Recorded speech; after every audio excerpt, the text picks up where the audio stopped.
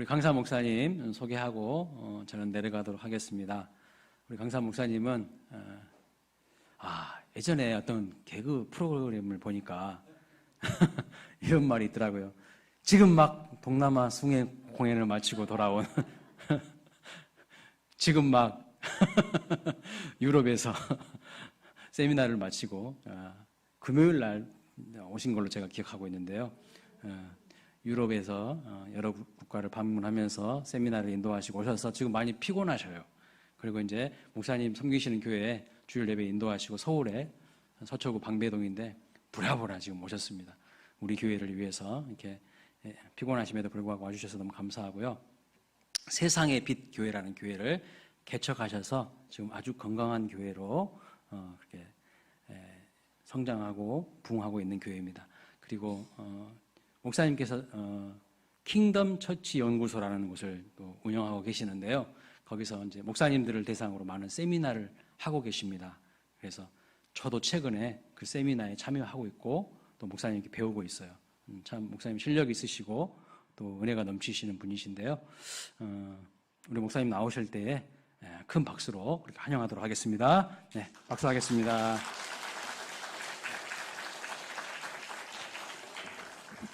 네, 반갑습니다.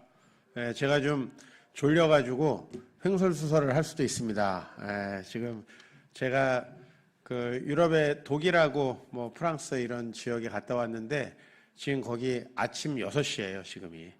그래서 제가 아직 자고 있을 때인데 여기로 왔습니다. 그래서 여러분들 어쨌든 또 와야 돼가지고 제가 정신 차리고 열심히 운전하고 왔는데 권선동에 오니까 그 고향에 온 것 같습니다. 제가 수원 유신고등학교 나왔고요. 혹시 있습니까? 여기 유신고등학교? 한 분도 없어요? 수원에 있는데 수원에 오면 많이 있으시던데 저희 동생은 효원고등학교 나왔고 우리 막내 동생은 영봉여고 나왔습니다. 그래서 우리 저희는 오산에 살았는데 이렇게 권선동을 거쳐가지고 항상 이렇게 학교를 갔었는데 너무 많이 변해가지고요. 제가 요즘에 수원에 가끔 오는데 어디가 어딘지를 전혀 알 수가 없고 유신고등학교 아주대에 있는 데를 가도 길이 너무 많이 달라져가지고 언제 한번 이렇게 열심히 와서 공부해야 될 것 같습니다. 우리가 소그룹에 대해서 오늘 이제 이렇게 좀 이야기를 할 건데 소그룹이라는 거는 결국은 서로가 이렇게 공동체가 되어가는 거죠. 그죠?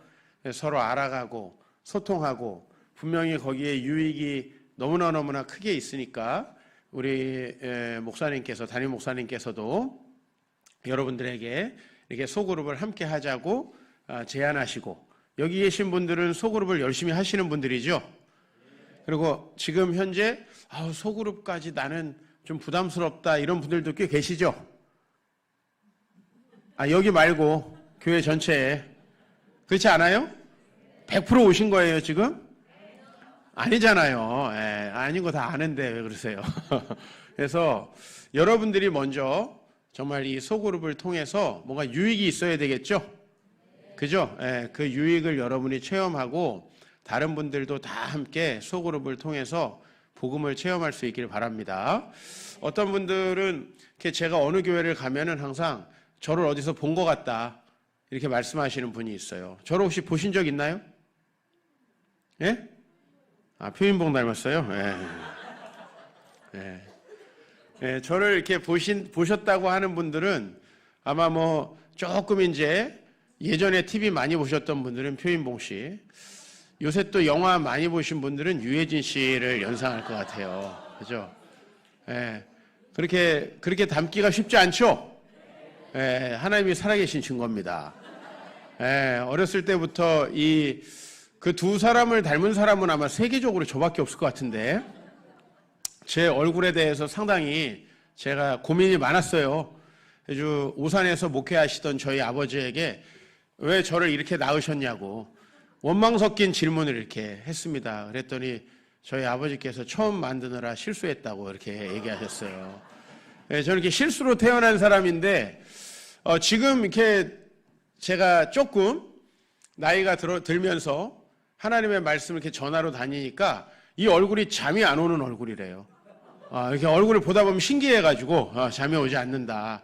그리고 제가 대학교 때 충격적인 그 이야기를 들었는데 우리 같은 과의 후배 여자아이가 저에게 오빠는 둘리에서 둘리 빼고 다 닮았다. 그렇게 이야기를 하는데 진짜 그렇습니까? 네네네. 하여튼 나중에 포토샵으로 한번 만들어 보세요. 그래서 제가 하나님의 창조의 신묘막측함, 그거를 이렇게 증거하는 얼굴이다 이렇게 스스로 생각하고요.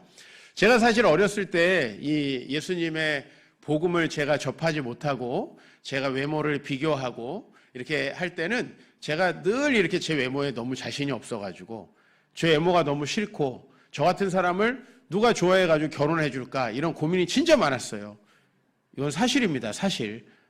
지금은 엄청 인상이 좋아진 거예요. 주님이 내 안에 계시니까. 주님이 계시면은 성형도 돼요. 아멘. 성형 이렇게 칼로 한다는 게 아니고 인상이 좋아집니다. 그렇죠? 저 괜찮죠, 지금은? 결혼도 했고요. 자식도 4명이나 있습니다. 성공적인 인생을 살아가고 있는데 이 얼굴로 충분히 된다는 사실. 여기 우리 청년들 보니까 전부 다 저보다 너무 잘생기셨어요. 너무 잘 될 것 같습니다. 저희가 만약에 예수님을 믿으면서도 이렇게 물질에 대해서 서로 비교하고 외모에 대해서 비교하고 자기 살아가는 삶에 대해서 비교하면 소그룹이 될까요? 안 될까요? 안 되겠죠. 그죠?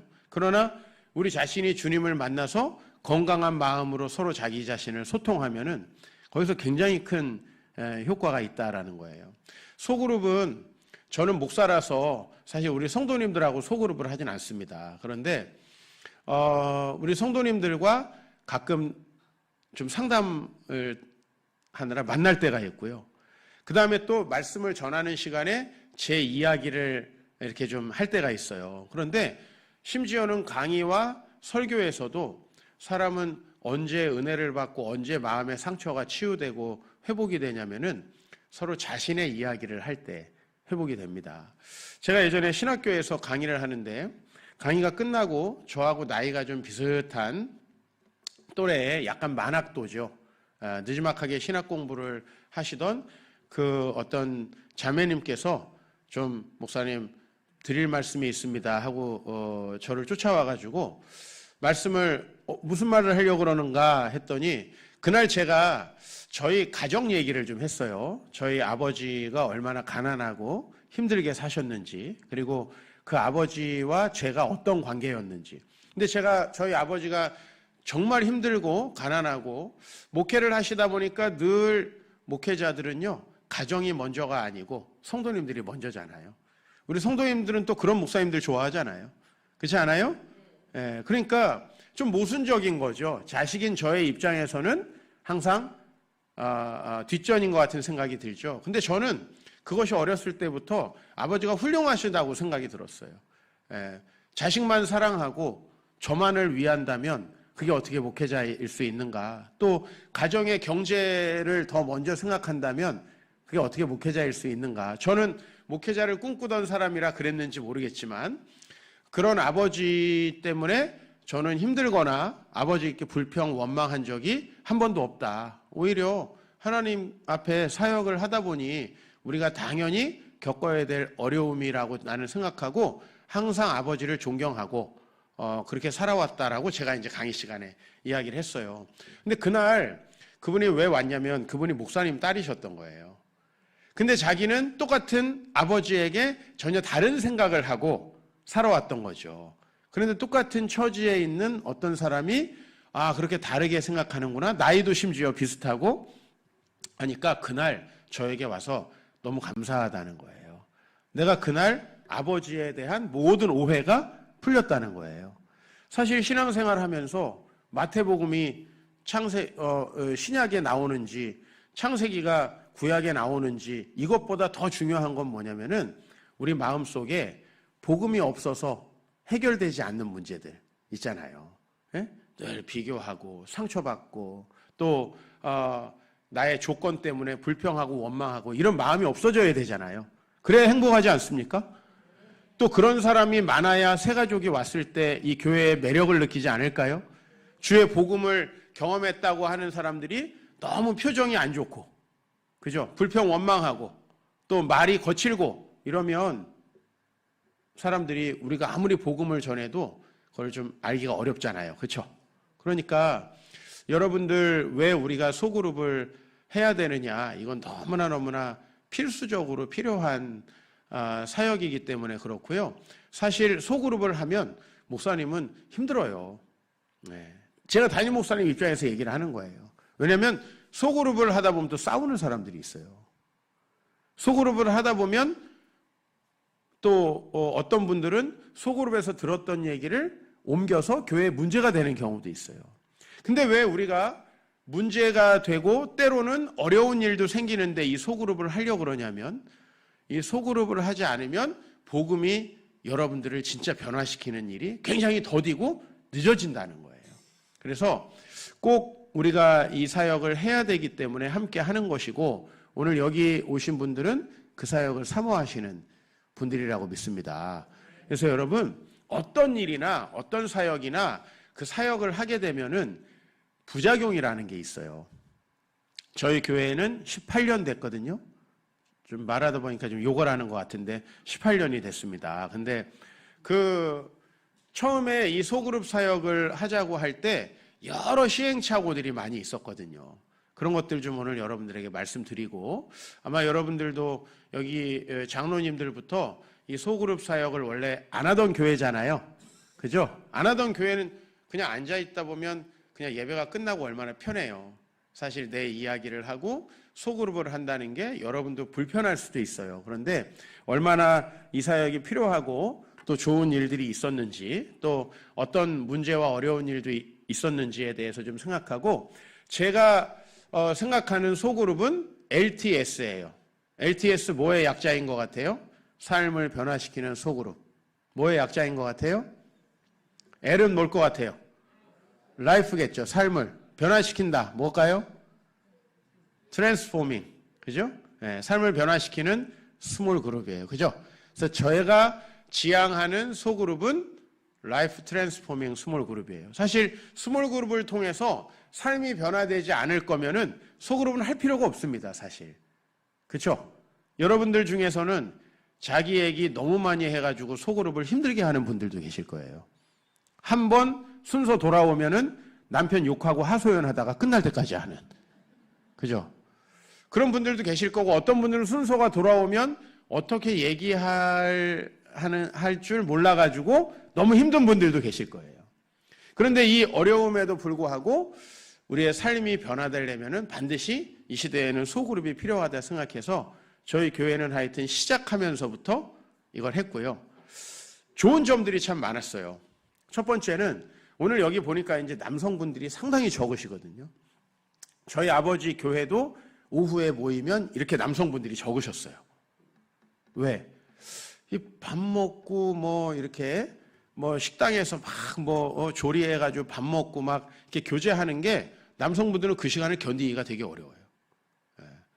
근데 저희가 소그룹을 하고 나니까 남성분들이 거의 대부분 가지 않고 삶을 나눌 수 있는 그런 분들이 되셨고, 그 다음에 남성분들이 그렇게 소그룹을 하면서 삶이 문제가 해결되고 신앙이 해결되고 고민들을 교회 형님들하고 나누다 보니까 믿음이 좋아진 거예요. 믿음이 좋아지다 보니까 가정이 좋아지는 거예요. 그렇죠? 우리 여기 계신 우리 성도님들 중에서 지금 여성분들 남편도 교회 다닌다 한번 손 들어보세요. 높이 들어주세요. 남편도 교회 다닌다. 자, 그대로 들고 계세요. 우리 남편은 정말 신앙적으로 훌륭하다 하면 계속 들고 계시고, 왜 두 번째 거 얘기 안 했는데 왜 다 내리세요? 우리 남편이 신앙적으로 정말 훌륭하지 않다 하면 내리세요. 거의 이쪽은 뭐 거의 전멸되신, 여기 뭐 이렇게 한을 품은 분들이 여기 이렇게 모여 계신가요? 어려운 분들? 네, 내리세요. 사실요, 남편이 신앙 정말 좋아졌으면 좋겠죠. 그렇지 않아요? 그러려면은 우리 남성들을 위한 장이 또 마련돼야 되는데, 그게 바로 이제 이 시간이 될 거예요. 그래서 우리가 저희 교회는 하여튼 이 주일 오후 예배 시간을 소그룹으로 하게 된 이유는 저희 아버지 교회는 구역 예배를 드리던 교회였어요. 옛날엔 다 구역 예배 드렸잖아요. 그럼 구역 예배를 드리면 구역 예배 남성들이 거의 참석할 수가 없죠. 직장 다니기도 하고 요즘에는 또 맞벌이라 여성분들도 참여하기가 어려워요. 그래서 저는 이 소그룹이 결국은 자기 삶을 돌아보는 이 시간이 가장 핵심적인 시간이라고 해가지고 주일 오후 예배 시간에 소그룹을 예배 대신 했거든요. 우리 광일교회도 지금 비슷하게 하고 계시죠? 근데 그렇게 했는데 제가 생각하는 것보다 너무너무 좋은 변화가 많이 있었어요. 그래서 이제 이 부분에 대해서 제가 킹덤 처치라는 책에다가 이제 이 소그룹 사역에 대해서도 쓰고 이렇게 또 많은 분들과 이 소그룹을 연구하다 보니까는 오늘 여러분 앞에 서게 됐는데 저희 교회에서 경험했던 것들이 이렇게 같이 나눌 수 있도록 하겠습니다. 삶을 변화시키는 소그룹 왜를 하나 집어넣었어요. 어떻게 할 것인가 하는 거고요. 제가 이제 여러분들에게 먼저 말씀드릴 것은 조금 잘 안 되네요. 전통을 새롭게 계승하는 교회라는 제목으로 좀 말씀을 드릴게요. 우리 한국 교회는 훌륭한 교회입니까? 아니면 문제가 많은 교회입니까? 문제가 많은 것 같습니까? 근데 놀라운 건 뭐냐면 20세기에 가장 부흥하고 세계에서 사례를 연구하는 교회라는 것도 아셔야 돼요. 그러니까 한국 교회가 문제가 있어요. 왜 그러냐면 인간의 어떤 교회도 항상 문제가 있어요. 왜? 완벽할 수 없기 때문에. 그러니까 욕을 하고 흠을 잡자면 한두 끝도 없지만요. 20세기에 이 대한민국처럼 나라를 바꾸는 역할을 한 기독교의 가장 부흥기는 없어요. 역사적으로. 그리고 지금 20세기에 거의 대부분의 세계 기독교가 다 추락을 하고 어려워졌죠. 그렇죠? 잘 나가던 유럽의 교회들도 정말 처참하게 무너져 있고 제가 이제 유럽의 독일, 그 다음에 네덜란드, 프랑스, 스위스 이렇게 들려가지고 다시 독일로 해서 지금 나왔거든요. 근데 정말 유럽에는 큰 교회들, 성당들 많잖아요. 지금 재기능을 하고 있는 교회들이 그렇게 많지 않아요. 그러니까 한국 교회의 전통은 굉장히 좋은 교회입니다. 여러분들 이 교회 보세요. 예배당. 너무 좋지 않아요? 이거 누가 이렇게 하셨나요? 하나님이 하셨어요? 제가 볼 때는 장로님, 권사님들이 하셨을 것 같은데.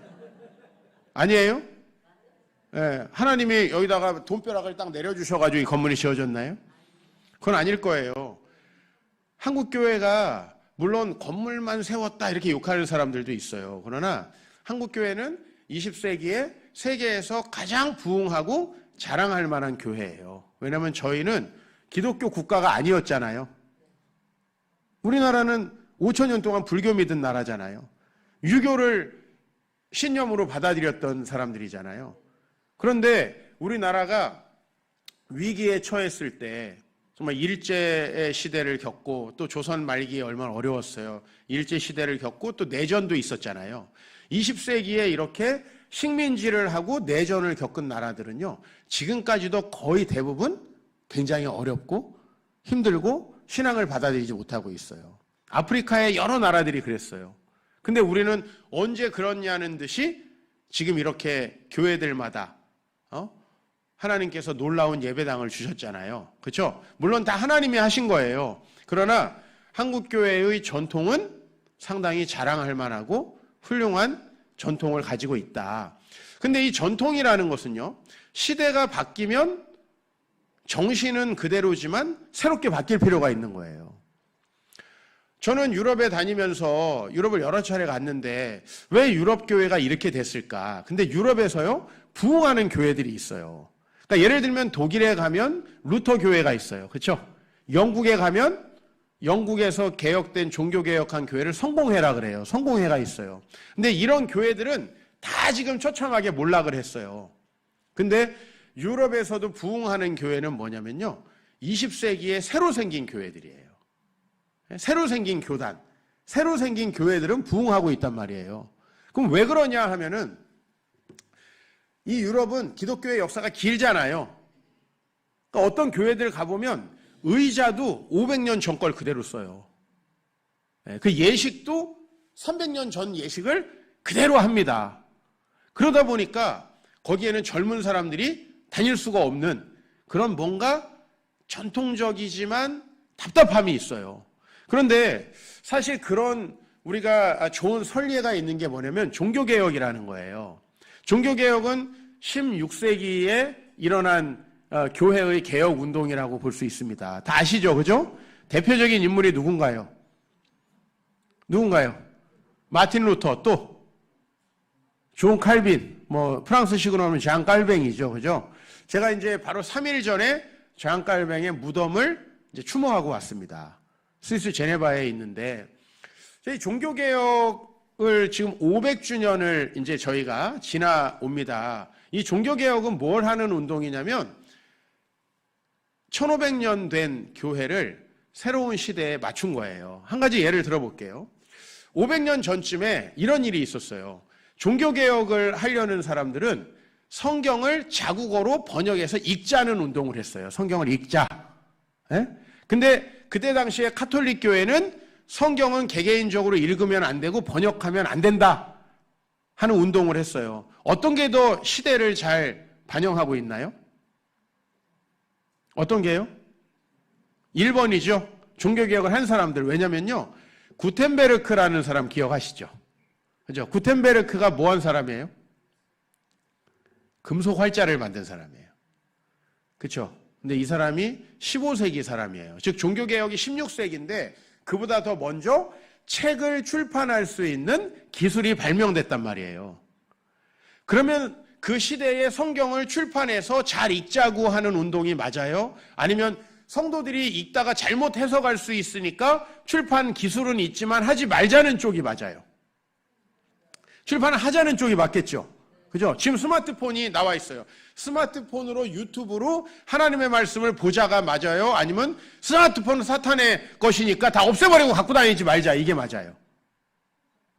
이걸 잘 이용하는 게 맞겠죠? 그죠? 그게 이제 시대에 맞게 교회가 변하는 것이라 이거예요. 물론 이런 새로운 기계가 나오면 신앙에 방해되는 요소들도 많고, 또 우리들이 이것을 잘못된 콘텐츠를 이용하는 데에 사용할 수도 있어요. 그렇죠? 그러나 시대에 맞아야 된다는 거예요. 모든 교회 운동은 시대에 맞아야 된다. 그래서 새술은 새 부대라고 하는 거예요. 자, 지금 우리가 왜 소그룹을 해야 되냐면요, 여러분 옛날에 구역예배 드렸던 기억이 있으신 분들 손 들어보세요. 구역예배. 자, 내려주세요. 구역예배는 같이 이렇게 서로 뭔가 예배 순서를 나눠서 막 서로 이야기를 나누나요? 아니면 한 사람이 일방적으로 예배 인도를 하나요? 한 사람이 예배를 일방적으로 인도를 하죠. 그죠? 그건 어떤 방식이냐면, 예전에 많은 사람들이 글을 알지 못하고 몇 사람만 글을 알고 인도할 수 있을 때 하던 방식이에요. 그죠? 근데 지금은요, 우리 청년들 아마 조용히 하라고 있으면 다 잘걸요? 오늘 이 시간에 세미나 안 하고 만약에 오후 예배를 똑같이 오전하고 드린다 그러면 안 왔을 거예요, 아마. 그죠? 왜? 대부분의 교회가 오후 예배는 10%, 20%밖에 안 와요. 그렇죠? 그러니까 지금 이 시대가 그것이 안 맞는 거예요. 원래는 이 예배가 언제 있었나요? 저녁에 있었잖아요, 옛날에는. 근데 왜 2시로 옮겨졌나요? 막 신령과 진정으로 드리려고 2시에 옮겨졌나요? 왜 옮겨졌죠? 빨리 하고 가려고. 아닌가요? 점심 먹고 빨리 해치우고 가려고. 이런 예배를 뭐하러 드리죠? 사실 이거는 되게 심각한 거예요. 안 드릴 수는 없고, 드리자니 싫고, 그러니까 누구만 남냐면 장로님, 권사님들만 남아 계세요. 그리고 빠진 사람들 체크해가지고 넌 왜 안 나와? 그러는 거죠. 왜요? 왜 나만 억울하게 나와 있어야 돼? 뭐 이런 거예요, 사실. 아니, 너무 우리 장로님들이 예배를 왔는데 은혜가 되면은 아우, 저 집사님들, 청년들도 왔으면 좋겠다 그러는데, 장로님들도 제가 제일 싫어하는 강사 초청이 이 시간이에요. 다 자거든요. 네? 오늘 잔다는 건 아니에요. 네. 이렇게 세미나를 하거나 이 다른 내용을 하면 안 자요. 근데 예배를 드리면은 다 눈을 감고 계세요. 뭐가 달라져야 되지 않겠어요? 그럼 왜 이렇게 됐는가 하는 거예요. 왜 지금 청년들은 새벽 기도에 나올 수가 없고, 왜 지금 청년들은 이렇게 오후 예배에 안 나오려고 하느냐는 거예요. 그죠? 그것이 별로 와닿지가 않는 거예요. 이제 여러분들 모두는 다 매일 성경을 보면서 직접 큐티를 하지 않습니까? 그죠? 그리고 신앙적인 여러 이야기에 대해서 여러분의 이야기를 하고 싶지 않나요? 왜? 여러분들이 이제 배우셨잖아요. 다 글을 아시고 우린 다 읽었잖아요. 그러니까 즉 종교개혁 이전에는요, 사람들이 글을 모르는 사람들이 너무 많았어요. 그러니까 그 모든 성경 해석을 누가 해줬냐면 옛날에 신부님들이죠. 그죠? 옛날에 신부님들이 교리적으로 해석해가지고 알려줬어요. 근데 여러분들은 지금 성경을 직접 읽잖아요. 그죠? 그리고 성경을 읽다 보면 잘못 읽고 이단들도 나오죠. 그죠? 성경을 직접 읽는 문제는 그거예요. 그 정명석 같은 놈이 나온다는 거. 그죠? 그러니까 성경을 못 읽게 하자는 시대에 맞다, 안 맞다? 안 맞다는 거예요. 그래서 같이 우리가 이 시대에 맞게 교회를 만들어 가야 된다라는 겁니다. 이 교회 선배님들이 아주 좋은 교회를 이렇게 우리에게 물려줬습니다. 사실 예배당도 너무 중요하지 않아요? 예배 드릴 수 있는 공간도 너무 중요하지 않아요? 그런데 이제 거기다가 새로운 소프트웨어를 장착해야 된다는 거예요. 그래서 저는 이 교회가 우리 담임 목사님이 부임하신 지 오래되지 않은 걸로 알고 있는데 장로님들이 굉장히 생각이 유연하신 것 같아요. 한 번도 안 하던 걸 이렇게 수용한다는 건 어려운 거거든요. 또 여러분들이 그렇게 변화에 대해서 수용해 주시기 때문에 저는 광일교회가 굉장히 잘 될 거라는 생각을 하고 왔어요. 사실은 그냥 여기 왔기 때문에 이런 얘기를 하는 게 아니고 사실은 이 갈등이 교회마다 되게 많아요. 젊은이들은 이런 식으로 교회를 바꾸고 싶고 장로님들은 옛날에 하던 방식으로 하고 싶고, 근데 여기에 장로님들, 권사님들은 이 부분에 동의를 해주신 것 같아요. 이건 되게 어려운 일이에요, 사실은. 그러나 교회는 시대에 맞게 변화되지 않으면은 여러분 교회가 호프집이 되고 교회가 댄스 춤추는 데가 됐다는 거 들어보셨어요? 못 들어보셨어요? 유럽엔 되게 많고요. 그리고 이제 교회가 흉물처럼 남아있는 교회가 되게 많아요. 왜 그런지 아세요? 옛날엔 교회를 어떻게 지었죠? 뾰족하게 위로 지었잖아요. 이거 난방비 엄청 나와요. 한번 생각해 보세요. 여기보다 수십 미터가 높아요. 여기를 대피려면은 겨울에 엄청 힘듭니다. 그러니까 교회에서 쓰라고 해도 쓰지 않는데요. 왜냐면 그냥 우리가 예배 드릴 수 있는 공간을 조그맣게 얻어서 예배 드리는 게 좋지. 엄청나게 높은 그거 관광해가지고 사진 찍기나 좋지. 그게 뭐가 좋아요. 그죠? 그러니까 시대가 많이 바뀌었다는 거예요. 그래서 많은 유럽의 교회들이 흉물스럽게 방치되고 있어요. 그리고 혹시 예배를 드리는데 가보면 정말 할머니 몇 분. 이 교회가 그렇게 되기를 원하지 않으시죠? 우리 다음 세대들, 여러분의 자녀들이 새로운 방식으로, 우리가 옛날에 구역 예배 드렸던 방식은 아니지만 새로운 방식으로 더 좋은 예배를 드리기를 원하시죠? 꼭 우리가 묵도하고 종치고 주기도문하고 축도하고 이렇게 예배 드리지 않더라도 기도하고 찬양하고 자기의 삶을 고백하는 그런 예배로 나아가길 원하시잖아요. 그렇죠? 바로 그렇게 우리의 생각이 좀 바뀌어야 되는데 왜 그래야 되냐면 우리의 전통이 새롭게 변화돼야 되기 때문에. 그래서 저는 고민을 했어요. 우리 한국 교회만 예배를 2번 드리거든요. 억울하시죠? 네. 다른 나라는 전부 다 예배를 주일날 1번 드려요.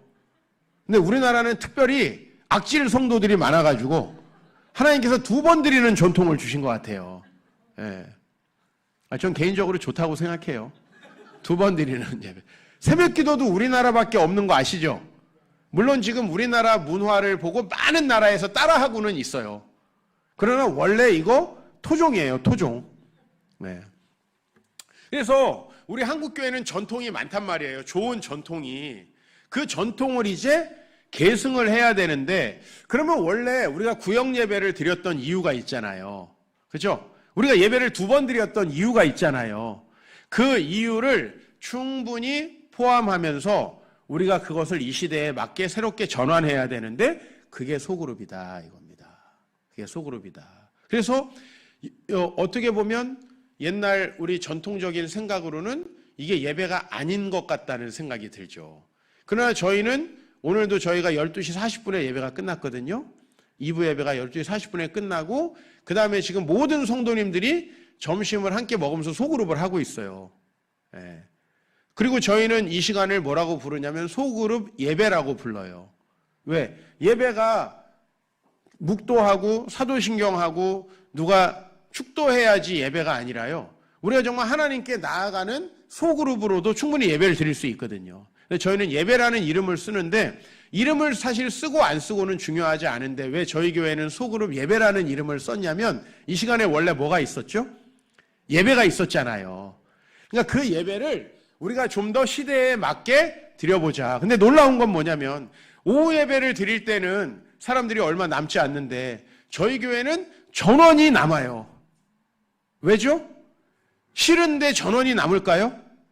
싫으면 전혀 전원이 남지 않겠죠. 근데 그 시간이 너무 유익되고 오전에 목사님께 들었던 말씀을 가지고 우리가 함께 나누면서 너무 큰 유익이 있는 거예요. 그죠? 그리고 뭐 또 부부싸움 했으면 또 그 시간에 남편 욕도 좀 한번 하고 욕하라는 건 아니지만 욕하면 좀 풀리진 않나요? 어떠세요? 예. 뭐 문제가 많은 분들이라 답을 못 하시네. 예.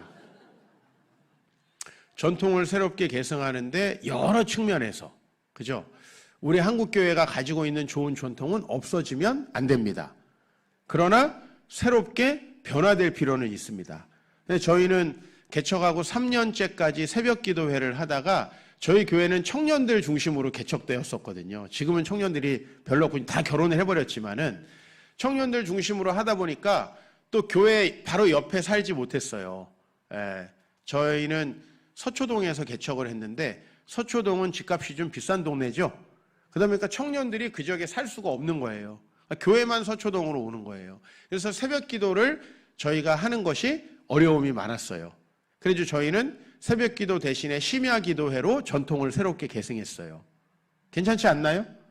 그래서 저희는 심야 기도에 굉장히 많은 분들이 나오시고 이제 코로나 때 저희가 거의 다 온라인까지 장착이 됐잖아요.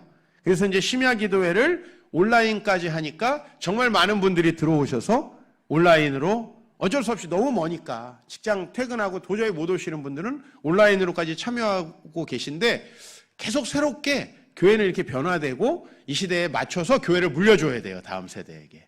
그래야지 이 다음 세대가 이 교회는 정말 우리를 알아주는구나. 우리의 니즈를 아는구나. 또 우리를 이해해주고 우리가 신앙생활을 행복하게 할 수 있도록 해주는구나. 그러면 아이들은 교회를 떠나지 않아요.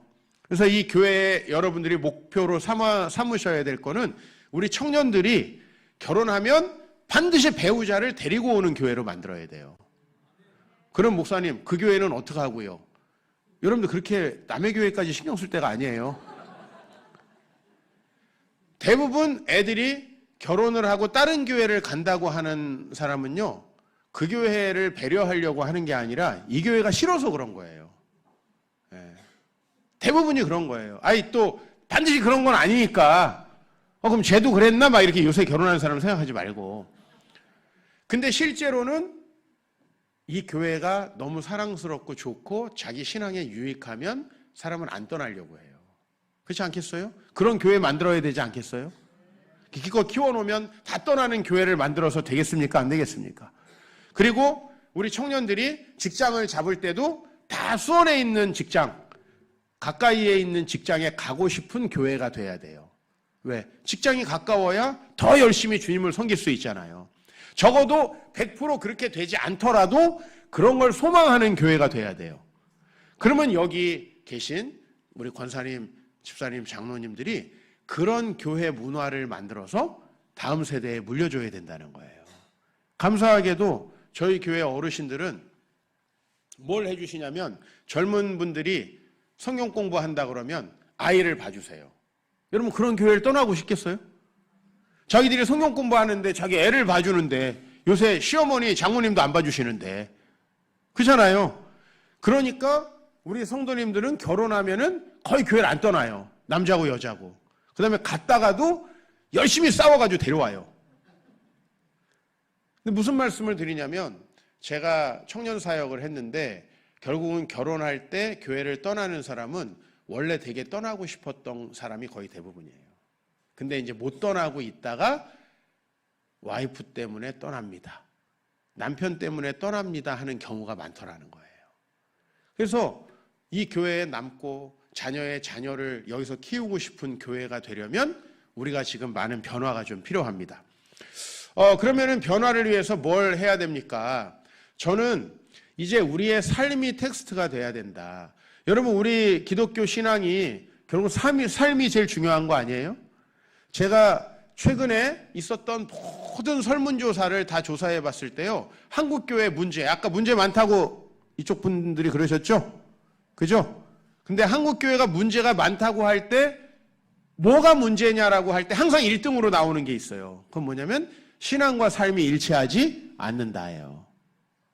그게 항상 1번으로 나와요. 즉 우리의 문제는요, 말씀을 많이 모르는 게 아니에요. 여러분, 한국교회처럼 말씀 많이 읽는 교회 없죠? 심지어는 우리 한국교회는 말씀도 씁니다. 자기가 쓴 성경을 가지고 계신 권사님들도 있어요. 그죠? 근데 교회에서는 사람들을 너무 힘들게 하세요. 그럼 성경을 뭐하러 쓰죠? 사실 성경 모르고 삶이 변화되는 것과 굳이 선택을 하자면 성경을 많이 알고 그 성경으로 다른 사람 정죄하는 사람, 어떤 사람이 교회에서 필요한 사람인가요? 어떤 사람이 행복한 사람인가요? 그거 너무 뻔하잖아요. 그죠? 그래서 우리의 이제 기존의 예배는 하나님의 말씀이 무엇인가를 선포하잖아요. 맞아요, 안 맞아요? 근데 이제 그러면 우리의 삶은 어떠한가라는 예배가 필요하다라고 저는 생각이 들었어요. 근데 예전에는요, 구역 예배나 수요 예배나 주일 예배나 찬양 예배나 모든 예배가 다 똑같아요. 뭐죠? 말씀 펴고 그 말씀을 누가 썼는지 어떤 내용인지 뭐 이런 내용을 설교하는 거, 이게 다 똑같았잖아요. 언제 삶을 이야기하죠? 삶을 얘기할 수가 없는 거예요. 그래서 이제 저는 구역 예배나 그룹 바이블 스터디에서 소그룹으로 바꾼 거예요. 그 그룹 바이블 스터디 해보신 분 있어요, 혹시? GBS라고 해서 청년 때 해보신 분? 없어요? 저는 청년 사역하면서 그룹 바이블 스터디를 몇 년 동안 청년들에게 시켰었어요. 그러니까 그 성경 본문을 관찰하고 그다음에 그 본문을 해석하고 그래서 결론적인 부분을 나누는 거예요. 그죠? 그런데 그런 구역 예배나 그룹 바이블 스터디가 아니라 삶을 변화시키는 소그룹으로 바꿨어요. 중요한 건 뭐예요? 텍스트가 성경에서 성경을 살아가는 우리의 삶으로 텍스트가 바뀐다는 거예요. 그래서 우리의 소그룹에서 다루어져야 되는 건 뭐냐면, 예수님은 마태복음에서 내 이웃을 내 몸과 같이 사랑하라고 하셨어가 아니고, 내 이웃을 사랑하라고 하셨는데 남편도 사랑할 수 없는 게 내 삶이더라. 이거 어떻게 된 건가? 이 얘기를 하는 거예요. 이게 더 중요하지 않습니까? 그 말씀 알면 뭐예요? 그게 왜 안 되는지에 대해서. 그래서 한 사람이 물꼬를 트는 거죠. 그게 왜 이렇게 안 되지? 집사님도 안 돼? 난 나만 안 되는 줄 알았네?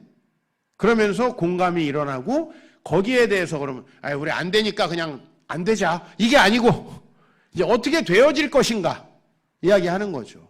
그죠? 그 얘기를 함께 하는 거예요. 이게 훨씬 더 중요하다는 거죠. 그래서 저희는 구역 예배나 그룹 바이블 스터디를 이렇게 소그룹, 삶을 변화시키는 소그룹, 이 소그룹의 질문은 다 삶에 관한 것입니다. 삶에 관한 것. 네?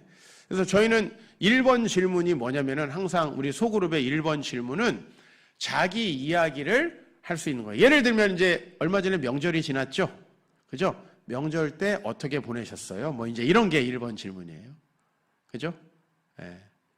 그래서 자기의 삶에 대해서 자연스럽게 이야기할 수 있는. 또 소그룹이 처음 만들어졌어요. 처음 만들어졌으면 이제 자기의 삶에서 가장 행복했던 순간과 가장 힘들었던 순간을 뭐 이야기하는 것. 이제 이런 게 항상 1번이 돼요. 그래서 자기에 대해서 이야기할 수 있어야 돼요. 우리가 항상 신앙생활을 오래 하다 보면 우리가 어떻게 살아가야 되는지에 대해서는 다 알고 있죠. 그죠? 다 알고 있잖아요. 근데 내 삶은 그렇게 돼요? 안 돼요? 솔직히. 돼요? 저도 안 되는데 돼요? 여러분들은? 네. 우리 아내가 맨날 그래요. 내가 입 열면 목사님 목회 이제 그만해야 된다. 우리 아내가. 우리는 그런 삶을 사실 살고 있거든요. 그죠? 저희의 모든 삶을 낱낱이 아랜다면은 우리 하나님 앞에서 쓸 수 있는 사람이 없어요. 그런데 아유 어차피 뭐 목사님도 그런데 뭐 나도 그렇지 이런 삶을 살면 안 된다는 거예요. 왜? 우리가 하나님의 뜻에 따라 살아가지 않으면 불행해요. 행복할 수가 없어요. 근데 안 되잖아요. 그럼 그 변화의 시작이 어디냐 하면 내가 안 된다는 걸 알게 되는 것부터 시작하는 거예요. 여러분 바리새인들의 문제가 뭐였는지 아세요? 바리새인들은 자기들이 성경을 가르치고 그것대로 살고 있다고 착각하는 거예요. 여러분 성경을 알고 있는 게 나쁜 건 아니죠. 근데 우리가 그걸 계속 가르치다 보니까 내가 그렇게 살고 있다라고 어느덧 나를 속이고 있는 거예요. 그래서 바리새인 부자 청년을 보면은 그 사람은 율법이 뭔지를 다 알아요. 근데 예수님이 그래서 너 율법 지켰냐 그랬더니 다 지켰대요. 다 지켰대요. 그래서 네가 그렇게 율법을 다 지켰으면은 너 그거 재산 팔아가지고 가난한 사람들에게 주고 나를 따르지 않을래? 그랬더니 안 지켰네. 그러면 가버렸어요. 중요한 건 뭐냐면은 우리가 하나님의 말씀을 지키지 못하고 살고 있다라고 하는 것들을 부끄럼 없이 이야기할 수 있어야 돼요. 거기서부터 시작하는 거예요. 교회가 왜 망가지냐면 장로님들은요. 이제 목사님이 본문만 읽어도 설교가 무엇인지까지 다 알아요. 교회 짬밥이 하도 오래되다 보니까. 그리고 만약에 목사님이 예전에 했던 예화를 다시 쓰면 그것까지 다 기억하시는 분들이에요. 징한 분들이거든요. 근데 중요한 건 그 말씀을 지키고 있다고 본인이 착각하는 순간에 교회는 망가지는 거예요. 그죠? 그래서 우리가 우리의 삶을 다뤄야 되고 그 다음에 소그룹 사역, 우리가 소그룹을 해야 된다라는 걸 강조하기 위해서 저는 성도님들이 가장 오기 편한 시간에 소그룹을 해야 된다. 예를 들면 금요일 밤에 하세요. 몇 명 나올 것 같아요? 그렇죠? 그래서 가장 좋은 시간. 근데 다행히도 우리 광일교회는 벌써 주일 오후에 소그룹을 하고 계신다며요. 맞아요? 네, 이게 저는 굉장히 놀랐어요. 와가지고 잠깐 동안 우리 목사님께 여쭤봤어요. 왜냐하면 이렇게 주일 오후 시간에 소그룹을 할 수 있도록 설득하는데 너무너무 오래 걸리는 시간이 걸리는 경우가 많고요. 제가 아는 분은 제가 한강변에 이제 교회가 있는데 바로 강 건너면 있는 교회에서 심호하는데요. 10년째 안 되고 있어요. 주일 오후에 소그룹을 하자는데 10년째. 장로님들이 계속 반대하고 있어요. 그런데 주일 오후 예배를 소그룹 예배로 바꿀 때 가장 많은 사람들이 참여할 수 있게 된다. 그리고 여러분 이렇게 강의를 들을 때는 좀 졸립지 않아요? 이제 오늘은 좀 덜 졸리겠지만 왜냐하면 저는 안 졸리게 생겼잖아요. 근데 목사님들이 너무 막 이렇게 이 정우성처럼 조각 미남이면 졸립니다. 그거 질리고. 안 질려요 그것도? 알겠습니다. 솔직한 분들이에요. 난 그래도 잘생긴 게 좋다 이거죠? 그죠? 알겠습니다. 다음에는 좀 참고해서 저 같은 놈을 부르지 마시고 우리 담임 목사님 제가 잘생긴 목사님들 추천을 해드릴게요. 저는 안 졸리고 지루하지만 않아요. 근데 전 잘생긴 건 지루한 것 같은데 하여튼 우리 자매님들은 그냥 보고만 있어도 안구가 정화되나 봐요. 주일 오후 예배를 소그룹 예배로 하나님 이 죄인을 용서하소서 뭐 이런 회개를 좀 해야 될 것 같은데 그리고 이제 삶의 실천을 훈련해야 돼요. 우리가 삶이 안 된다. 이웃을 사랑하기가 어렵다. 그러면 어떻게 길을 찾아야 되잖아요. 그렇죠? 그래서 저희는 주일 오후에 다른 모임을 없애고 이웃을 위한 구제와 봉사를 하기 시작했어요. 한국교회가 제일 부족한 게 이거죠. 그래서 주일 오후 4시부터 6시까지 보육원, 그 다음에 독거노인들, 그 다음에 장애인들이 있는 곳을 찾아가기 시작했어요. 그러면서 저희 교회에 굉장히 많은 변화들이 있었는데 제가 이 부분을 위해서 많은 부분을 희생한 거예요. 주일 오후 예배 포맷도 바꿨고요. 그렇죠? 그리고 상당히 어색한 거예요. 저희 교회를 개척했던 멤버들은 전부 다 그룹 바이블 스터디에 익숙한 사람들이에요. 자기 삶을 나눠본 적이 없는 사람들이었어요. 근데 자기 삶을 나누는 게 얼마나 부끄럽습니까? 사실 제가요, 제 삶을 나누는 설교를 많이 했거든요. 제 삶을 나누는. 제일 먼저 누가 노발대발 하셨냐면 우리 엄마가 노발대발 하셨어요. 왜요? 목사의 권위 떨어진다고.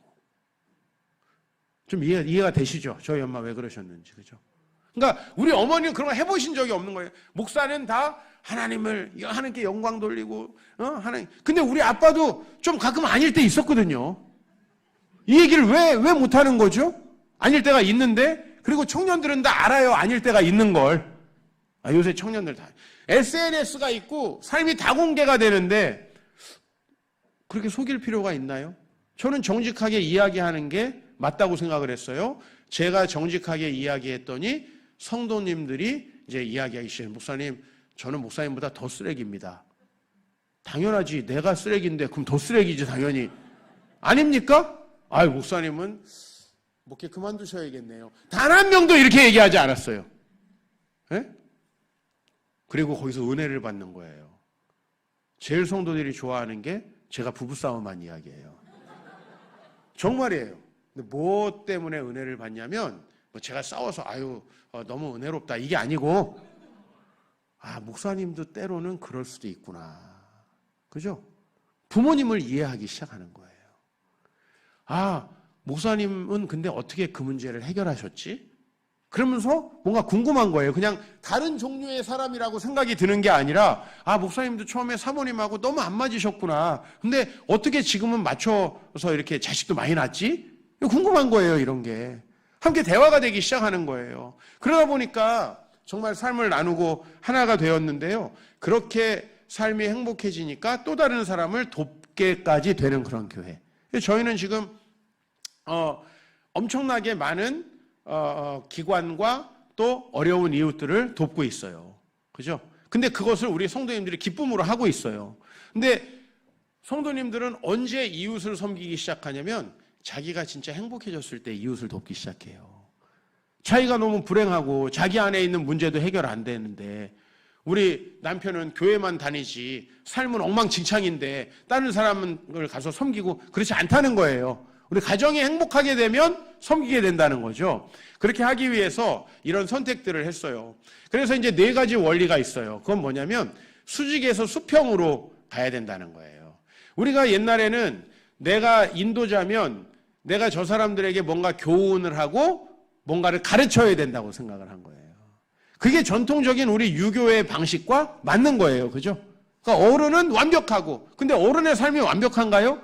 아니라는 걸 알잖아요. 그죠?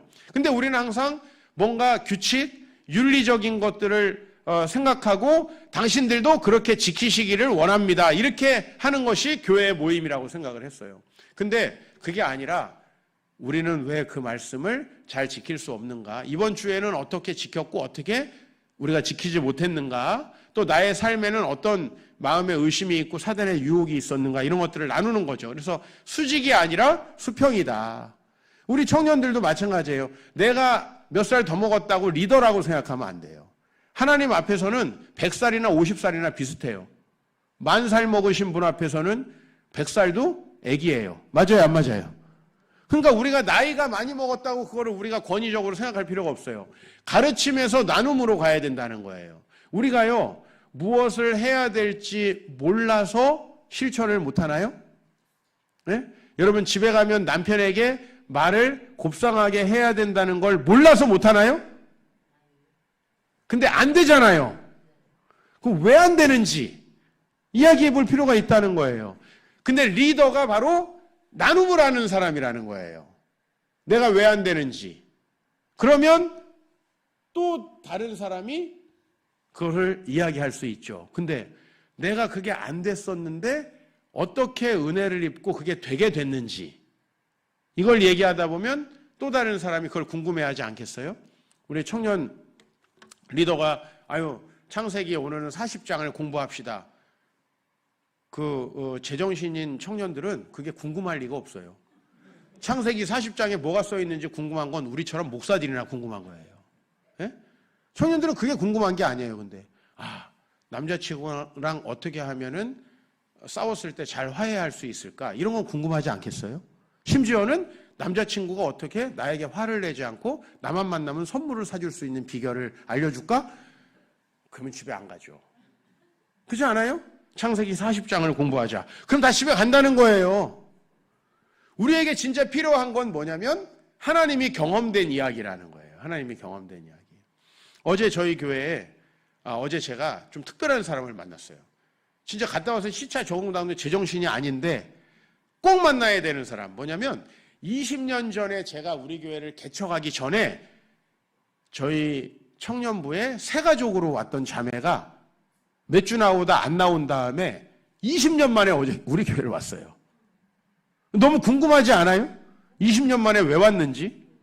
그래가지고 제가 왜 왔냐고 물어봤더니 답은 거의 뻔한 거예요. 엄청난 인생의 어려운 일들이 있었어요. 근데 도저히 이제는 더 이상 내가 감당이 안 되는 거예요. 제가 어저께 창세기 40장 얘기를 하지 않았어요. 내가 주님을 만나기 전에 얼마나 자존감이 낮았고 얼마나 내 외모에 대해서 비하를 했었고 얼마나 내가 다른 사람들에게 나를 맞추려고 했는가 하는 그 내 추접스러운 삶에 대해서 이야기를 했어요. 그랬더니 너무 지금 자기 마음하고 똑같대요. 너무 자기 마음하고 똑같아요. 근데 내가 어떻게 그 마음이 회복되어서 건강하고 자존감 있는 삶을 살게 됐는지 얘기하니까 오늘 바로 나왔더라고. 오늘 바로 지금 새 가지고 교육받고 있어요. 여러분, 우리가 하나님을 경험한 그 이야기가 중요한 거죠. 창세기 40장에 무슨 얘기, 이것도 중요합니다. 근데 그건 목사님이 하실 거예요. 여러분들에게 진짜 중요한 거는 나눔이다, 나눔. 내가 하나님을 경험한 이야기. 그래서 전달하는 게 아니라 소통하는 것이다. 그러니까 여러분, 리더하기 쉬워요, 어려워요? 쉬워요. 왜냐면 가르칠 필요가 없어요. 그죠? 내가 얼마나 쓰레기인지만 얘기하면 되는 거예요. 내가 이번 주에도 우리 남편한테 얼마나 잘못된 내 기분대로 막 하다가 우리 남편이 집을 나갔는지 그런 얘기 하면 돼요. 그러면 그럼 집사님도 권사님도 남편이 나갔어요? 우리 남편만 나가는 줄 알았더니 하면서 할렐루야 하나가 되면서 막 기도하게 되고, 그죠? 이렇게 되는 거예요. 부부는 서로 사랑하라고 했습니다. 서로 주님을 경외하며 피차 복종하라고 에베소서 5장. 이러면 다 나간다는 얘기예요. 그걸 몰라서 못하는 게 아니잖아요. 그렇죠? 그래서 이제 이 소통을 할 때 되게 중요한 건 뭐냐면 다른 사람이 자기의 삶을 이야기할 수 있는 분위기가 돼야 돼요. 나는 아무 일 없는데요. 잘 살고 있는데요. 그러면 자기만 문제 있다고 얘기하면 자기만 쓰레기 되잖아요. 우리 그런 거 엄청 싫어하잖아요. 그래서 리더가 내가 얼마나 쓰레기인지를 얘기하면 되는 거예요. 그래서 앞으로 리더가 되시려면 쓰레기가 될 각오를 하셔야 돼요. 그게 제일 중요한 거예요, 소그룹에서는. 나는 엄청 경건하고 홀리한데 너는 뭐가 문제니? 얘기하겠어요, 안 하겠어요? 절대 안 하죠. 그죠? 아주 재수없는 리더. 네? 전문 용어예요, 재수없는 리더. 그런 사람은 리더 자격이 없어요. 소통을 할 필요가 있다라는 것이죠. 그래서 지식에서 고백으로 가야 된다. 내가 뭘 얼마나 알고 있고 이 성경 말씀이 무엇을 이야기하는가 하는 것을 초점을 맞추지 말고 내가 그 중에서 어떤 하나라도 느끼고 실천을 해봤는가. 근데 실천을 했는데 얼마나 안 됐는가.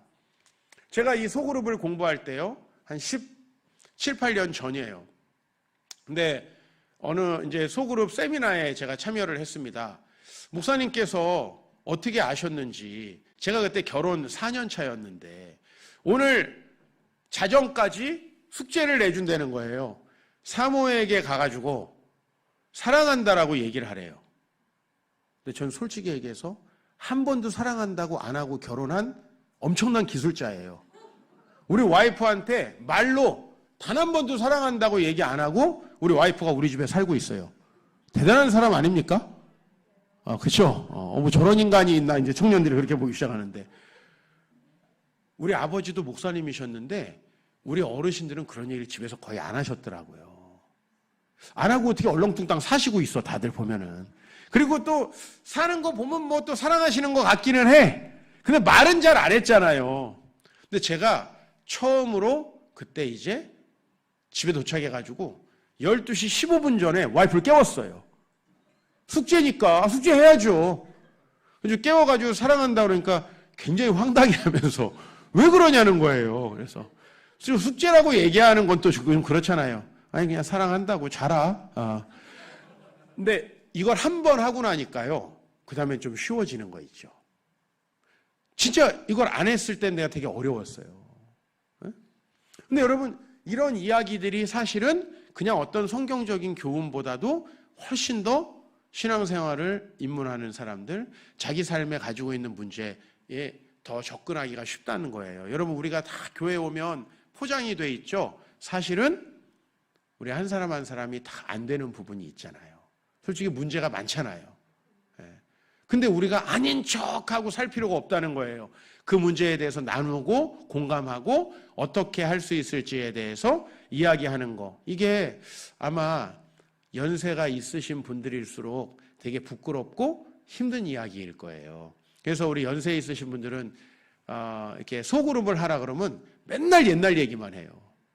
내가 옛날에 뭐 어디 살았는데, 거기 살았어? 나도 살았는데. 그러면서 난 거기서 그 군대 생활했는데 막 이런 얘기만 하세요. 근데 점차적으로 소그룹에 접근하다 보면 이렇게 네 가지 원리, 수직에서 수평으로, 가르침에서 나눔으로, 전달에서 소통으로, 지식에서 고백으로 가야 된다. 그래서 내가 신앙적으로 경험되어진 이야기를 하면 좋겠다. 그러면 혹시 이런 얘기도 할 수 있을 것 같아요. 내가 너무 오랫동안 신앙생활을 했는데 나는 하나님을 경험한 적이 없는 것 같아요. 그럴 수 있잖아요, 여러분. 특히 모태신앙들 그럴 수 있잖아요. 이 얘기를 하고 뭔가 치유를 받고 해결이 돼야 되잖아요. 그렇죠? 우리는 그래서 이걸 통해서 큰 변화가 있을 거고요. 이제 여러분이 소그룹을 할 때 아마 이제 여러분 숫자만큼의 소그룹이 우리 광일교회에 생기기를 축복합니다. 그리고 여러분 한 소그룹에서 5명, 6명 정도씩이 생기기를 바라요. 여러분 한 분 한 분에게. 그러면 여러분 소그룹을 할 때 항상 네 가지만 좀 생각하시면 좋겠어요. 따라하겠습니다. 소통, 치유, 모방, 변화. 소통, 치유, 모방, 변화. 이것만 생각하면 돼요. 소통, 치유, 모방, 변화. 그러니까 의외로요, 사람은 지식을 가르쳐서 바뀌지 않아요. 중국 사람들 논어맹자 해가지고 중국 사람들이 정말 인의예지로 살아가나요? 예? 제가 전 세계를 다녀보면서 얘기를 들어보면 중국 사람처럼 돈을 밝히는 사람이 없대요. 인의예지 이런 거 없어요. 뭐 불러서 격려하고 이런 거 필요 없대요. 봉투를 딱 주면 바로 하오 하면서 바로 변환되는 거예요. 진짜 이거 레알. 왜냐면 중국의 주재원으로 근무한 분들이 우리에게 많아요. 근데 정말 한국 사람은 돈 좋아하는 거 아니라고 판명이 났다는 거예요. 한국 사람들은 그래도 양심이 있고 마음이 따뜻해가지고 격려해주고 당신이 꼭 필요해 그러면 변한대요. 중국은 아니라는 거예요. 바로 현찰을 줘야 업무를 대하는 방식이 달라진다는 거예요. 사람이 절대 가르친다고 변화되는 게 아니라는 거예요. 교회 와가지고 여러분 그 사람의 삶이 변화되려면요, 소통을 해야 돼요. 이 소통에서 제일 중요한 건 아까 제가 말했듯이 인도자가 자기 고백이 필요해요. 내 부족하고 연약했던 부분들 고백하는 게 필요해요. 여러분 세계적으로 상담 프로그램을 해가지고 방송을 통해서 수많은 사람 눈물을 흘리게 한 여성이 있어요. 오프라 윈프리예요. 그죠? 이 여성 백인이에요, 흑인이에요? 날씬해요, 뚱뚱해요? 과거에 이 좋은 학벌로 곱게 자랐어요? 아니면 성폭행, 임신, 낙태 이렇게 자랐어요? 우리 다 알고 있잖아요. 근데 이 사람이 어느 누구보다도 많은 사람의 마음 문을 열잖아요. 하나님 그렇게 사용하시잖아요. 그렇죠? 예? 완벽한 엄친아는요, 시기 질투만 불러일으켜요. 맞잖아요. 근데 부족하고 연약하지만 하나님께서 회복시킨 사람. 오프라 윈프리를 왜 하나님께서 쓰시겠어요? 정말 그 사람이 대화하면 모든 사람이 눈물을 흘리고 자기 마음에 회복이 일어난다는 거예요. 사실 우리는 그렇게 우리 자신의 부족함을 얘기함으로써 다른 사람들에게 충분히 좋은 영향력을 미칠 수 있는데 중요한 거는 사람이 마음을 쉽게 열지 않는다는 거예요. 그래서 어떻게 해야 되냐면 그 사람이 원하는 것을 섬겨주는 것들이 좀 필요해요.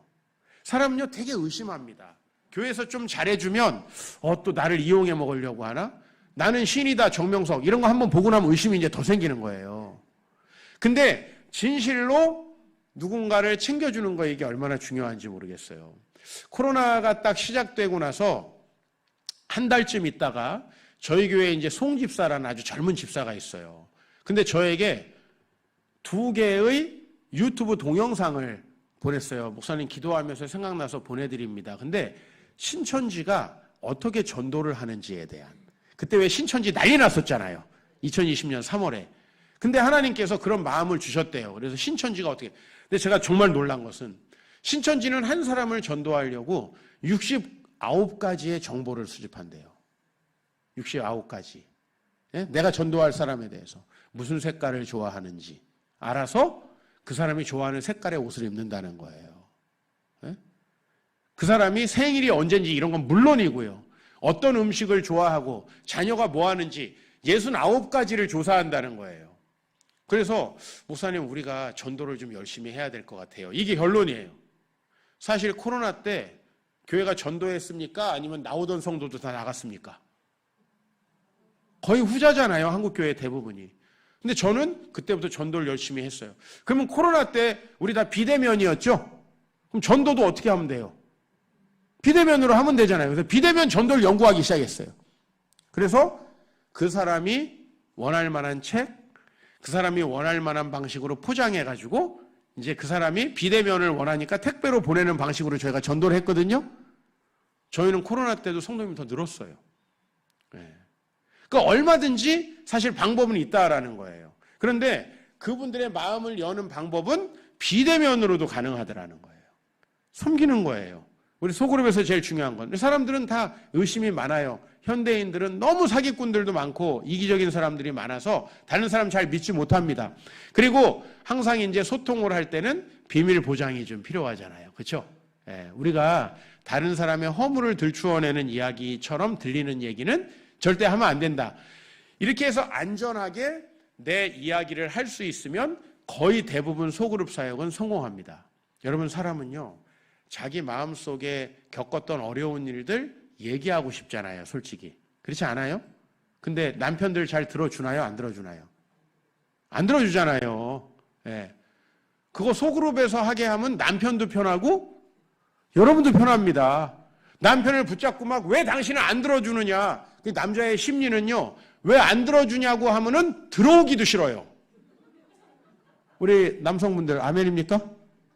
네, 아멘 좀 해주세요. 아니, 나 혼자 날 쓰레기 되면 좀 그렇잖아요. 근데, 아우, 당신 너무 힘들었지? 힘들면 그냥 자. 그럼 이상하게 집에 더 들어가고 싶어지는 거예요. 아, 진짜 그래요. 그래서 소그룹이 부부관계를 또 좋게 하는. 소그룹에서 다 얘기했어. 너 안 들어도 돼. 그러면서 잘해주는 거예요. 그런 게 진짜 있어요. 소통을 할 수 있으면. 예를 들면은 나는 리더에게 성도님들이 어려운 일이 있을 때 전화하면 이제 끝났다고 하는 거예요. 제일 어려운 일이 있을 때 전화하면. 그죠? 지금 마음이 너무 힘들어. 막 죽고 싶어.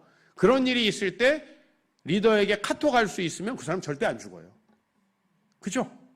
그것까지 가는 것이 바로 이게 이제 필요한 거죠. 아, 나도 어려운 일 있을 때 하나님의 은혜로 회복됐던 경험이 있다. 그죠? 나도 당신보다 더 많은 상처와 아픔들이 있었다. 그리고 그 사람에게 내 마음을 보여주는 거죠. 그리고 비밀을 보장해주면은 거의 대부분 그 영혼은 하나님을 만나서 회복될 가능성이 아주 높아요. 치유라는 것은 어떻게 일어나느냐. 많은 사람들은 치유를 내가 그 문제에 대해서 답을 주려고 해요. 아, 기도하면 다 돼. 그렇게 치유가 일어나는 게 아니고 치유는 비슷한 경험을 이야기할 때 치유가 돼요. 경험을 공유할 때 거의 대부분 치유가 일어납니다. 왜냐하면 치유는 사실 내가 하는 게 아니거든요. 소그룹이 왜 치유 효과가 있냐면 소그룹을 할 때 내가 진실한 마음으로 내 죄를 고백할 때 상대방에게도 성령이 임하는 거예요. 그래서 치유가 일어나는 거예요. 여기서부터는 여러분이 하는 것이 아니다 이거예요. 우리가 해야 될 건 뭐다? 소통이 일어날 수 있는 분위기를 만드는 것이다. 그러면요, 이상하게 그 안에서 치유가 일어납니다. 저는 대학교 때 도고동문학이라는 인문학을 전공했습니다. 쉽게 말하면 그냥 소설책 읽고 뭐 언어 공부 좀 하는 거예요. 근데 저는 이제 인문학에 관심이 많고 사람에게 관심이 많은데요. 사람 공부를 한 30년 하고 제가 얻은 결론이 있어요. 사람은 다 똑같다는 거예요. 한국 사람, 유럽 사람, 흑인이고 백인이고 들어가 보면 다 죄인이고 들어가 보면 다 힘들다는 거예요. 사람은 다 똑같다는 거예요. 남녀가 굉장히 다른 것 같죠. 똑같은 죄인이래요. 성경은 남녀를 다르게 취급하지 않습니다. 그래서 우리가 우리 자신의 이야기를 할 때 상대방은 거의 100% 그런 일을 그분도 경험한 경우가 많아요. 예?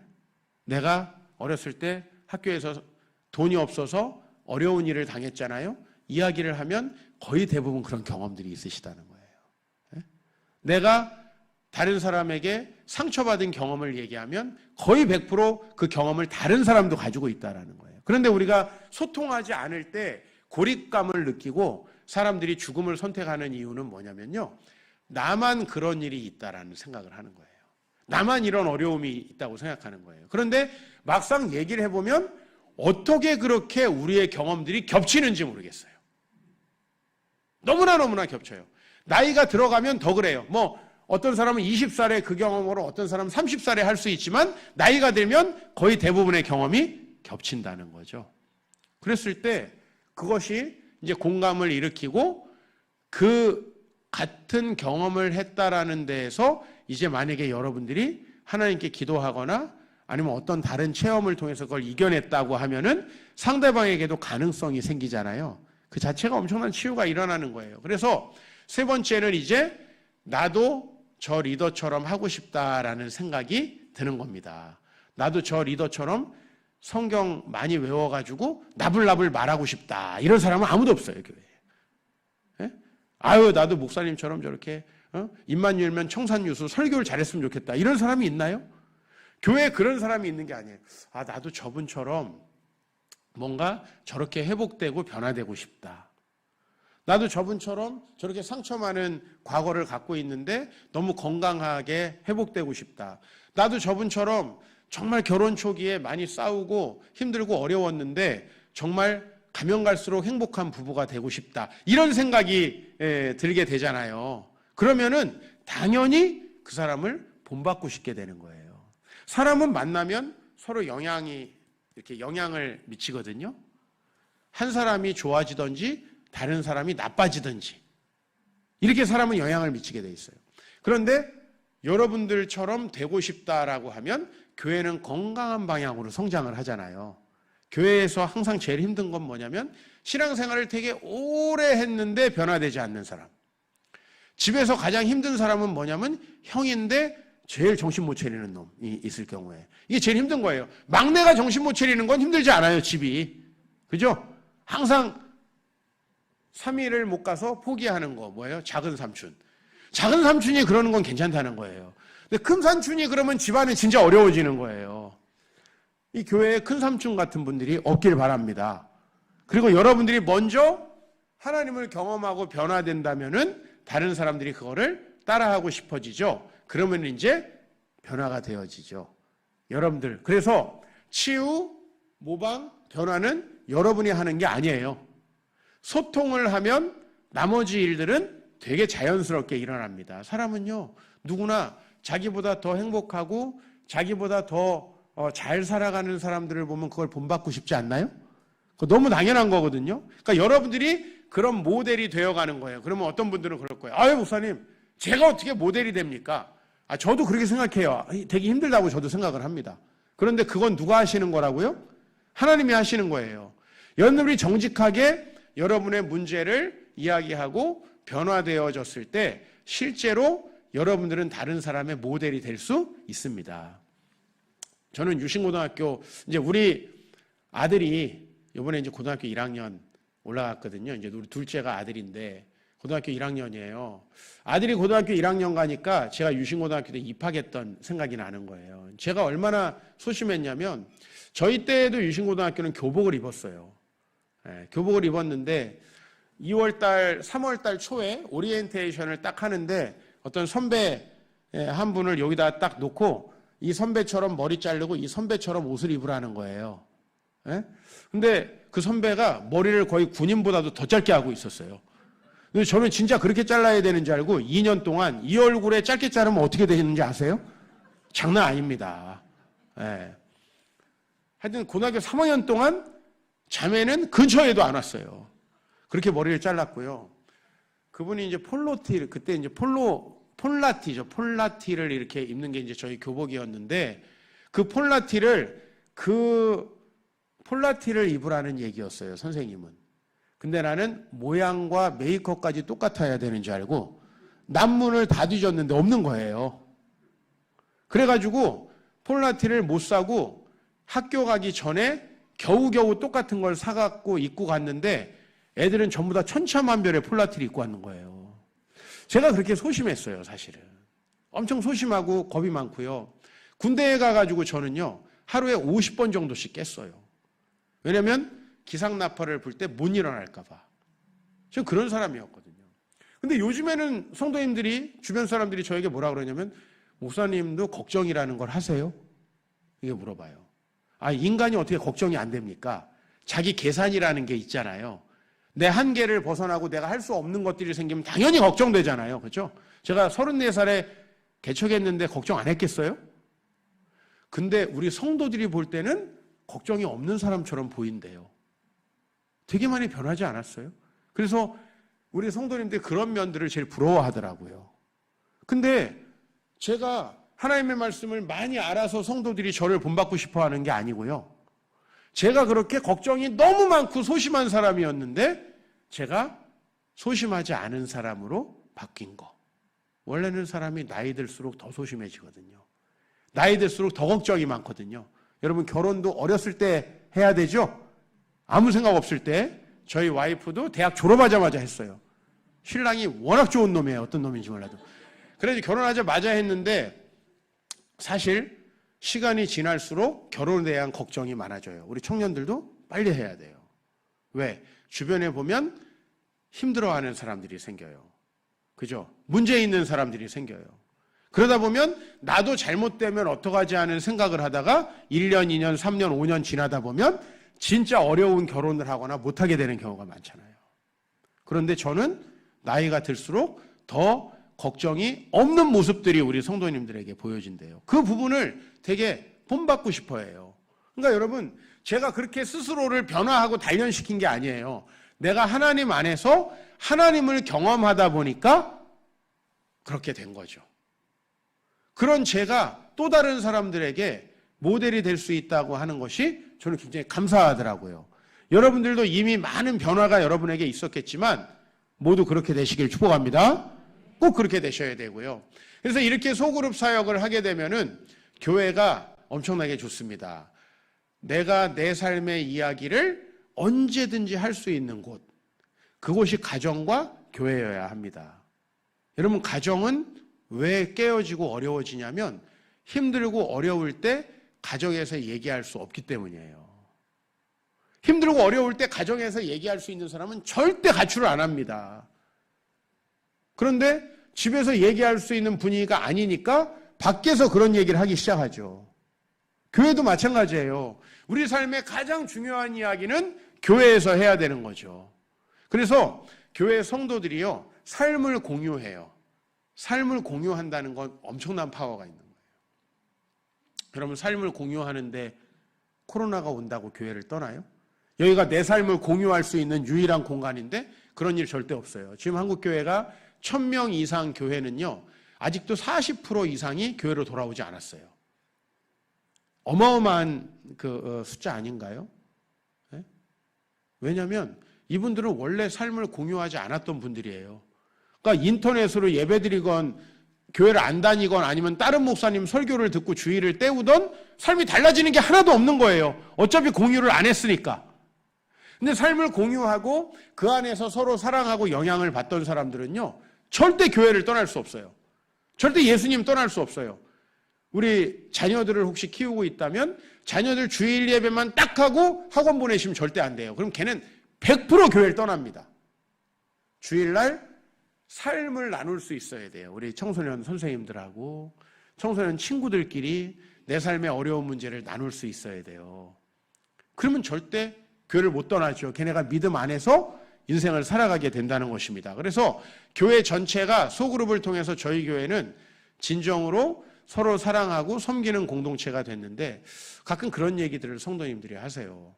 아, 정말 나이를 먹고도 이렇게 서로 언제든지 집을 방문하고 서로 어려운 얘기를 할 수 있는 그런 곳이 나에게 생겼다는 게 너무 신기하다는 거예요. 보통 우리 어렸을 때 그런 얘기 하다가 이래 절교하고 저래 절교하고 이제 남편 하나 남았는데 남편도 절교하고 이렇게 살잖아요. 근데 교회가 그런 곳이 된다라는 거예요. 그래서 교회는 공동체여야 되는 겁니다. 맞습니까? 교회가 공동체가 되면 절대 코로나 할아버지가 와도 교회는 깨지지 않는다는 거예요. 그리고 성도님들이 이제 동역자가 되는 거예요. 우리 목회자로서는요, 교회 사역에 성도님들이 함께 할 때 엄청난 시너지 효과가 납니다. 사실 목사님은 혼자서 할 수 있는 일이 많지 않아요. 근데 이 교회에는 하나님이 기뻐하시는 사역을 이렇게 주시거든요. 그랬을 때 내가 복음을 경험해야만 같이 하고 싶을 거 아니에요. 맞아요, 안 맞아요? 예, 여러분, 뭔가 내가 회복이 되고 마음이 건강해지면 막 뭔가 하고 싶습니다. 우리 아이들도 비전이 생기면 공부하고 싶습니다. 달라지거든요. 그래서 교회 전체의 성도님들이 다 같이 동역자가 되어져요. 이게 이제 이상적인 모델의 교회라고 할 수 있어요. 그리고 이제 여러분 전도하고 새가족들이 정착하는 일이 아주 잘 일어날 겁니다. 그냥 교회 예배 드리는 사람이 단순히 많아지는 게 중요한 게 아니에요. 이 교회를 통해서 하나님을 만나고 자기 문제가 해결되는 사람들이 있는 게 정말 중요하죠. 그래서 여러분들 이 소그룹 사역을 잘해서 여러분들이 좀 한국교회 모델이 되시면 좋겠어요. 특히 이 교회가 오래됐죠? 몇 년 됐죠? 35년. 그죠? 오래됐잖아요. 이 오래된 교회들이 시대에 맞게 변하는 게 더 어려워요. 개척한 교회는 다 새로운 사람들이니까 변화되기 쉽잖아요. 그래서 이 오래 역사를 전통을 가지고 있는 교회들은 새로운 시대에 맞게 변화되지 않으면 젊은이들이 다 떠나버려요. 근데 아직 광일교회는 그런 상태 아니죠? 우리 젊은이들의 소망이 있죠? 청소년들도 아직 많이 있죠? 꼭 스스로 변화되어서 많은 사역의 열매들이 있으면 좋겠고요. 그 핵심에 뭐가 있냐면 소그룹 사역이 있어요. 저희는 하여튼 처음부터 이 소그룹 사역을 했는데요. 지금은 99% 소그룹 사역을 합니다. 이 시간에도 한 명도 안 가고 교회 대부분이 있습니다. 왜 그렇게 하겠어요? 제가 억지로 가지 말라 이런 얘기 안 합니다. 이 소그룹 사역에서 때로는 어려운 일도 있었어요. 저희 교회에 소그룹 사역을 하고 한 3년 차쯤에 자매들 소그룹에서 한번 난리 난 적이 있어요. 그건 뭐냐면 개고기 논쟁 때문에. 2명의 자매가 결혼을 해가지고 새 가족으로 그 해에 왔는데 3명의 교회에 원래 다니던 자매들과 같이 소그룹을 하게 됐는데요. 죄송하지만 이 2분이 식용으로 개고기를 먹는 자매들이었어요. 그리고 나머지 3명 중에 1명은 반려견을 키우고 개고기를 먹는 사람을 야만적으로 보는 거였는데 서로 그 얘기가 부딪혔어요. 그래가지고 그 자매가 분노를 못 이긴 나머지 교회 홈페이지에다가 개고기를 먹는 사람은 지옥 간다라고 장문의 글을 남겼어요. 나도 지옥 가겠네요. 옛날에 많이 먹었는데. 여러분 소그룹은 때로요. 이렇게 사단이 시험하는 도구가 될 수도 있어요. 우리의 잘못된 생각들이 이렇게 정제되지 않고 나눠질 때 이런 문제가 있을 수도 있어요. 그러나 이런 과정들을 겪어서 저희 교회는 이제 참 소그룹이 좋은 소그룹으로 정착됐고 우리 교회 문화로 정착돼가지고 성도님들이 진짜 어려운 고민들, 회사에서의 문제나 가정에서의 문제들을 대부분의 소그룹에서 나누고 있어요. 그리고 그렇게 소그룹에서 나누면 어떤 분들은 그래요. 또 우리 남편이 소그룹에서 내 욕하면 어떻습니까? 그게 아니라 긍정적인 방향으로 변화가 되고 있고요. 가정이 그렇게 회복되고 있어요. 여러분 가정이 회복되면 자녀들의 표정이 달라집니다. 그거 아십니까? 엄마 아빠가 달라지면 자녀의 표정이 달라져요. 저희 아내는 교육학 박사예요. 지금 우리 교회에서 주일학교를 하고 있어요. 근데 저희 아내는 애들을 딱 보면 부모님이 문제가 있다는 걸 거의 대부분 새가족일 때 캐치를 해요. 그래서 저에게 이야기를 해줘요. 목사님, 누구누구 이런 문제가 좀 있는 것 같아요. 제가 조사해보면 100%예요. 교회만 이렇게 쇼윈도 부부처럼 나오지 집에서는 정말 사랑하지 않는 사이가 안 좋은 경우가 많아요. 그러면 그 아이들은 마음이 항상 깨져 있고 힘든 상태에 있어요. 그게 어린아이들은 표정으로 다 드러난대요. 우리가 소그룹을 하면서 우리 가정 공동체부터 행복한 공동체가 돼야 됩니다. 그리고 여러분 이렇게 자기의 마음과 생각을 이야기할 수 있는 훈련이 너무너무 중요합니다. 사회생활에서. 그리고 우리 청년들은요. 소그룹을 훈련하면 나중에 부장, 팀장은 너무 쉽습니다. 왜? 다양한 사람들과 소통을 해본 경험이 있기 때문에. 그리고 가급적이면 꼭 소그룹 리더를 해보십시오. 여러분 회사에서도 승진 엄청 잘 될 겁니다. 정말이에요. 요새는 그렇게 다른 사람 마음을 읽고 다른 사람들과 소통할 수 있는 사람이 정말 적어지고 있어요. 우리 MZ세대는 더 그렇게 되고 있어요. 그런데 우리는 왜 그러냐면 지금 친척, 마을, 가정이 파괴됐잖아요. 옛날엔 그냥 마을에서 살다 보면 할아버지하고도 이야기하고 삼촌하고도 이야기하고 동네 술 먹는 아저씨들하고도 다 소통이 했어요. 요즘 우리는요. 아무하고도 소통 안 하고 유튜브로 자기 보고 싶은 것만 보는 세상이 됐거든요. 그러다 보니까 다른 사람과 소통하는 게 너무너무 어렵죠. 우리가 유튜브랑 결혼할 거 아니잖아요. 사람하고 결혼할 거잖아요. 그것도 이성과. 그럼 얼마나 많은 소통이 필요한지 모릅니다. 이런 모든 훈련들이 전 교인이 소그룹을 하면서 이루어질 수가 있어요. 청소년들 자기 소그룹 하라 그러면 너무 잘합니다. 최근에 저희 교회는 고3 된 현정이라는 아이가 있었어요. 오늘 이제 그 아이가 지난주에 어떤 소그룹에서 나눔을 했는지 아침에 보고서를 저에게 이제 부목사님 주셨어요. 그거 읽어보는데 고3이 되면서 이 아이가 공부에 대한 큰 압박감을 느낀 거예요. 그래서 주일 오전에 예배만 드리고 오후에 학원을 간다라고 이제 계획을 세운 거예요. 그런데 그 소그룹에 이렇게 그 보고서에 나와 있어요. 이번에 학원 일 때문에 교회와 부모님께 아주 불만이 많았다. 이제 이 얘기를 소그룹에서 한 거예요. 선생님들하고 같은 친구들하고. 그런데 내가 부모님과 대화를 하고 기도해 보니 내가 마음의 양심상으로 학원을 주일날은 안 가는 게 더 좋을 거라는 생각이 들어가지고 화요일로 시간을 옮기게 됐다. 그러면서 마음이 편안해졌다. 이런 얘기를 하는 거예요. 사실요, 그가 그냥 학원을 다녔더라도 이 얘기를 하는 것과 안 하는 건 굉장히 다른 거예요. 그죠? 자기 얘기를 소통할 수 있는 것과 안 하는 건 굉장히 다른 거예요. 부모님과 어쨌든 소통하고 해서 저도 물론 부모님과 소통했어요. 이 아이가 주일에는 편안하게 예배드리고 쉴 수 있는 날로. 그죠? 그렇게 이제 됐는데 그것을 소통해서 그 아이가 정했어요. 그 아이가 화요일로 시간을 옮겼어요. 이런 아이들은 앞으로 문제가 될 가능성이 없습니다. 모든 건 소통의 문제거든요. 청소년들도 이런 소통을 다 한다고 하는 사실을 좀 기억하시고 교회가 전체적으로 소통하고 하나 되는 그런 공동체가 되기를 소망합니다. 제가 과제 하나 주고 마쳐도 될까요, 목사님? 예, 그러면 여러분들 지금 같은 의자에 앉아 계신 분들 계시잖아요. 혹시 혼자 앉아 계신 분 있나요? 거기는 세 분 이렇게 같이 하시면 되겠네요. 세 분. 혼자 앉아 계신 분 또 있으세요? 없으세요? 네, 두 분이어도 됩니다. 두 분, 세 분. 혼자 있으신 분은 자리를, 그렇죠. 예, 두 분 있는 대로 옮기시고, 오늘 과제는 뭐냐면, 내 인생의 겨울은 언제였는가? 진짜 2020년 겨울 엄청 추웠다. 이렇게 하시면 안 됩니다. 설마 그런 분들 안 계시겠죠? 내 인생의 겨울은 언제였는가? 이걸 가지고 세 분이 나눔하시고 기도하고 이렇게 마무리하시면 좋겠고요.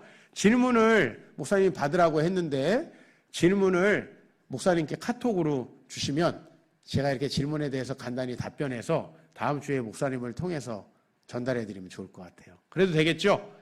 내 인생의 겨울은 언제인가? 세 분 중에 한 분이 기도하고 시작하시고 끝나시면 우리 마치시면 될 것 같습니다. 제가 기도하고 제 시간은 마칠게요. 이제 여러분들 시작하세요. 하나님 감사합니다. 오늘도 우리 오전에 또 함께 예배드리고 또 이 주일에 저희가 어떻게 소그룹을 할 것인가 소그룹 사역에 대해서 함께 나누는 귀한 시간 가졌습니다. 35년 된 교회 이렇게 문화를 바꾸어 가고 또 다음 세대에 맞춰서 또 삶을 변화시키기 위해서 새로운 사역을 시도하는 이 광일교회를 축복하시고 또 이 교회를 세워오신 수많은 선배님들 또 우리 장로님들과 권사님들의 수고가 헛되지 않도록 이 교회가 더욱 부흥하고 더욱 하나님 앞에서 이 수원 땅을 또 나아가서 세계에 선교하는 귀한 교회로 삼아 주시옵소서. 하나님 오늘 이 시간을 귀하게 사용하실 줄 믿습니다. 이후에 과제도 잘 나누고 돌아갈 수 있도록 하나님 인도하여 주옵소서. 예수님의 이름으로 기도합니다. 아멘. 감사합니다.